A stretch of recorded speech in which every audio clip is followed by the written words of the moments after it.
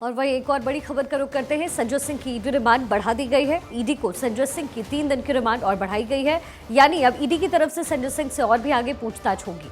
Court में पेशी के बाद संजय सिंह की ईडी की रिमांड बढ़ी। हालांकि पेशी के दौरान उन्होंने मीडिया से बातचीत करते हुए एनकाउंटर का डर जरूर जताया है। 13 अक्टूबर तक ईडी की रिमांड हालांकि संजय सिंह की बढ़ी है और ईडी की कस्टडी में इस वक्त संजय सिंह हैं और संजय सिंह से इस वक्त लगातार ईडी की पूछताछ चल रही है।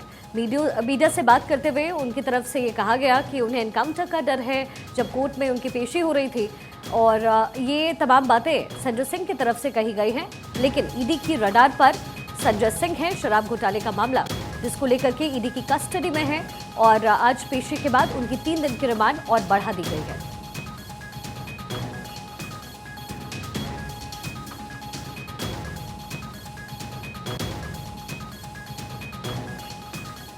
मेरे सहयोगी सुमित मेरे साथ इस वक्त जुड़ गए हैं। सुमित, क्या कुछ दलीलें ईडी की तरफ से रखी गई जब कस्टडी बढ़ाई गई?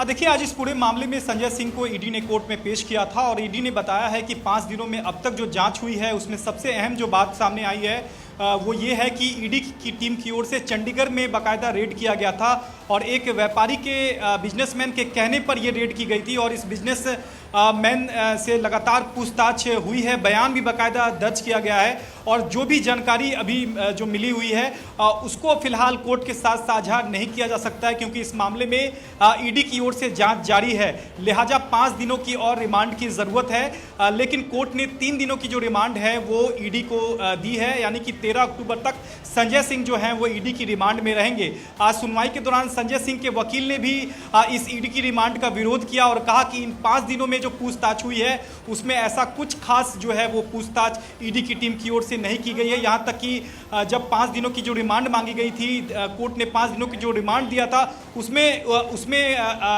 सर्वेश और विवेक जो आरोपी है उससे आमना सामना कराने की बात कही गई थी, लेकिन वो भी ईडी की ओर से नहीं किया गया। आज संजय सिंह की ओर से ये भी कोर्ट में कहा गया कि तुगलक थाने उनको ले जाने की कोशिश जो है वो ईडी की टीम कर रही थी और मुझे आशंका है कि मेरा इनकाउंटर जो है वो तुगलक थाने में ले जाकर किया जा सकता है, जिस पर कोर्ट ने कहा कि बिना कोर्ट की इजाज़त के उन्हें नहीं ले जाना चाहिए था। ये कोर्ट का कहना था। निश्चित तौर पर यहाँ जब पेशी के दौरान संजय सिंह ने एक तरह से पीएम मोदी पर निशाना भी साधा। हालांकि सिक्योरिटी रीजन के चलते हुए कोर्ट ने ये हिदायत दी है संजय सिंह को कि वो मीडिया से बात ना करें पेशी की सुनवाई के दौरान, और इसके अलावा मीडिया से भी कोर्ट ने कहा है कि वो संजय सिंह से कोई सवाल ना पूछे, खासकर पेशी के दौरान। तो निश्चित तौर पर यहाँ अगले 3 दिनों तक इस पूरे मामले में जो है आगे भी पूछताछ ईडी की तार जो है सुमित वो और आगे कनेक्ट होते हुए जरूर नजर आ रहे हैं, क्योंकि आपने कहा कि बिजनेसमैन को लगातार रडार पर ईडी ले रही थी और इसके बाद ही मामला आगे बढ़ा और संजय सिंह तक पहुंचा। तो जाहिर तौर पर ईडी और भी जो विकल्प है अपनी पूछताछ के लिए वो भी तलाशने की कोशिश कर रही होगी। जी बिल्कुल शिखा, देखिए सबसे पहले जब पेशी हुई आज तो ईडी के वकील की ओर से कहा गया कि संजय सिंह जो है वो जांच में सहयोग नहीं कर रहे हैं। मोबाइल के डेटा के बारे में उनसे पूछा गया लेकिन उन्होंने सीधा इसका जवाब नहीं दिया। तो निश्चित तौर पर ईडी का यहाँ सीधे तौर पर कहना है कि पिछले 5 दिनों की जो पूछताछ हुई है उसमें संजय सिंह कोई भी सवाल का सीधा जवाब नहीं दे रहे हैं, ईडी की जांच में सहयोग नहीं कर रहे हैं और जो मोबाइल का डेटा के बारे में जो ईडी ने उनसे पूछा था उसका भी वो जवाब नहीं दे रहे हैं। तो इन 5 दिनों में जो जांच हुई है उसमें जांच में सहयोग जो है वो संजय सिंह नहीं कर रहे हैं और यही वजह थी कि ईडी ने आज रिमांड बढ़ाने की जो मांग है वो की थी। 5 दिनों की रिमांड बढ़ाने की मांग यहाँ ईडी की ओर से की गई थी, लेकिन 3 दिनों की जो रिमांड है वो ईडी ने कोर्ट ने ईडी को दे दिया है। तो अगले 3 दिनों तक पूछताछ होगी और सबसे अहम जो कड़ी है वो चंडीगढ़ में जो रेड हुई है उसमें बिजनेसमैन के निशानदेही पे जो रेड हुई है उसका बयान बाकायदा इस केस में दर्ज किया है ईडी ने। और सबसे अहम बात ईडी ने आज कोर्ट में ये भी कही कि इस मामले में यानी कि शराब घोटाले मामले में रिश्वत जो मांगी गई थी उसका पुख्ता सबूत ईडी के पास मौजूद है।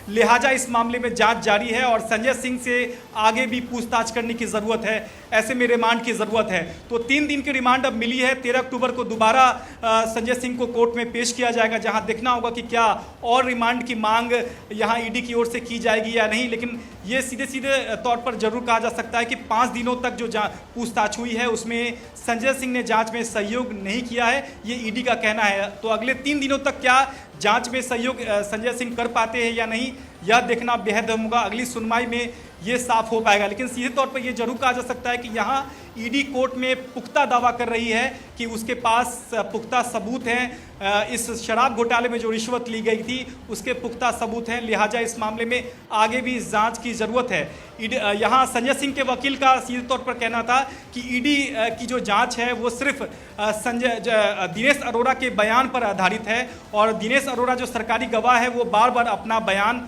बदल रहा है। तो अब इस मामले में देखना अहम होगा कि 3 दिनों तक ईडी किस तरह से इस पूरे मामले में जांच करती है, क्योंकि दिनेश अरोड़ा के साथ साथ जो अमित अरोड़ा आरएमएल अस्पताल में एडमिट है उसको भी ईडी जो है वो रडार पे लेना चाहती है, पूछताछ करना चाहती है और इस मामले में संजय सिंह से आमना सामना कराना चाहती है। तो अगले 3 दिनों तक आमना सामना कराने की कोशिश होगी। उसके बाद 13 अक्टूबर को एक बार फिर से संजय सिंह को कोर्ट में ईडी पेश करेगी।